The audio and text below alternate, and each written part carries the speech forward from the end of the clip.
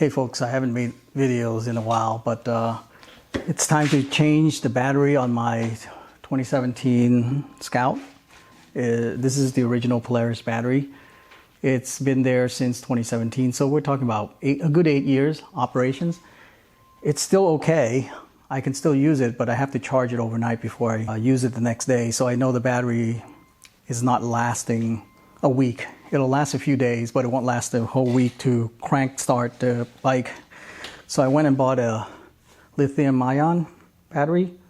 The only reason I got a lithium ion is not because of its weight. Actually, I bought it because the bike sits for a long period of time, maybe a couple of weeks before I ride it, each interval. So I want to make sure that it doesn't drain as fast. The shelf life on this, when it's sitting idle on these batteries, lithium, can go for several months without having to charge.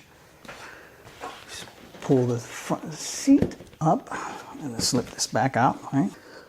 So the battery is right here, deep inside. A little fuse box here that's on top. We'll have to remove that latch. You can see the latch there, right? Just pull this lever and slide it.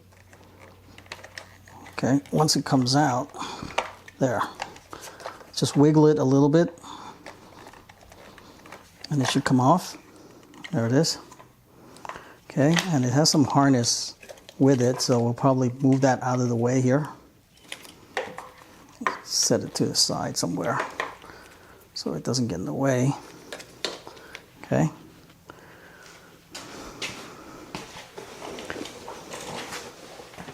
So the battery's really in there. You can see it.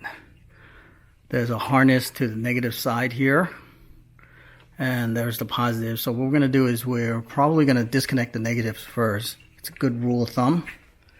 So electric driver is easiest. I just use a universal. Okay, out. Okay, so disconnect the negative side of the battery. So use a Phillips screwdriver. There it is. Now I went ahead and loosened these already, so ahead of time, make it easier, because we just want to show how it's done. There. It comes off. Cable. Now I didn't disconnect this on purpose because I'm going to use this to pull this battery up. Use that to lift this off. Obviously, you're not going to try to bend this. You can bend it, so just be careful. My Phillips here, so I'm going to lift this. Once you come up high enough, just pull it. It's going to get stuck on this reservoir here. You see that? To refill the fluid, just push it out the side. Everything's kind of loose. Right. Stuck to these vacuum tubes too. It's probably the breather for the gas tank. Okay. Once up high enough, there's a ledge here. You can set it on the ledge and then remove this positive battery cable. Okay, don't want to drop the screw in there because it's going to be a pain to fish it out. There's the original battery. Let's compare the two batteries. So what we have is the stock and the lithium ion replacement. You can see it's pretty much the same size. Definitely pretty heavy. We'll drop the battery in. It's actually a little smaller, maybe. Yeah, goes right in. Positive's going to be here, right there to this wire. Negative comes this way. Plenty of room, except we won't be able to access that thing, that switch, because the battery bracket will be blocking the way. But that's okay. We can do that. Let's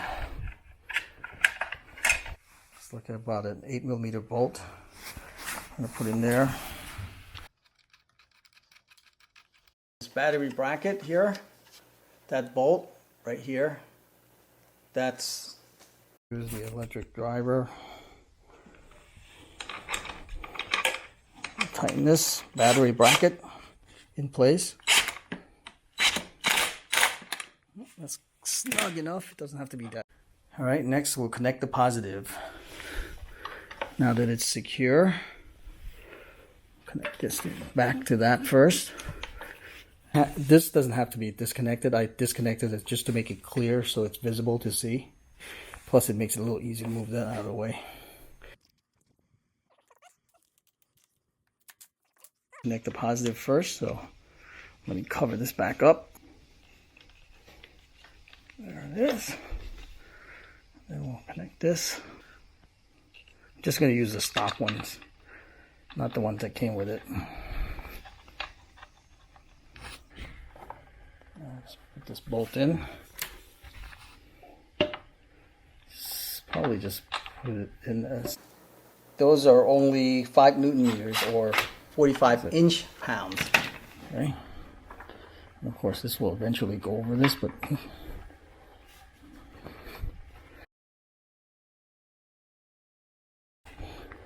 this is my battery charge cable. This thing. So I have a battery tender that I can use. Okay, so install this negative cable. We're gonna clamp it with this trickle charge battery wire over here with the ground onto the vehicle, onto the bike. But tighten this to 5 Newton meters or 45 inch pound. Right, just slip it in and put the screw, the battery terminal screw in there. Tighten it. The cable will run along here. That's what the bolt looks like. So what we're going to do is we're going to put this bolt in here. And again, we don't have the torque spec for this. So we're going to assume that because it's the size of like the terminal, battery terminal size, I'm going to tighten it only to about 5 Newton meters, 5 or 6 Newton meters.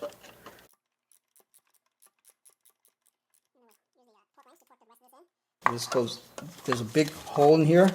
Most of these just go down in there, like these terminal ends there, right? Right there. This is going to slip in here, so we'll put this under here.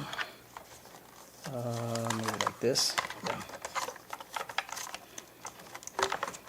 It's really tight, especially with this coolant bottle there.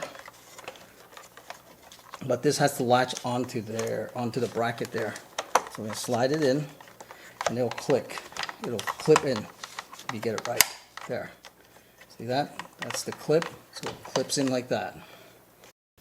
All right, I have the battery in. Let's see if it actually can start it before you can go any further.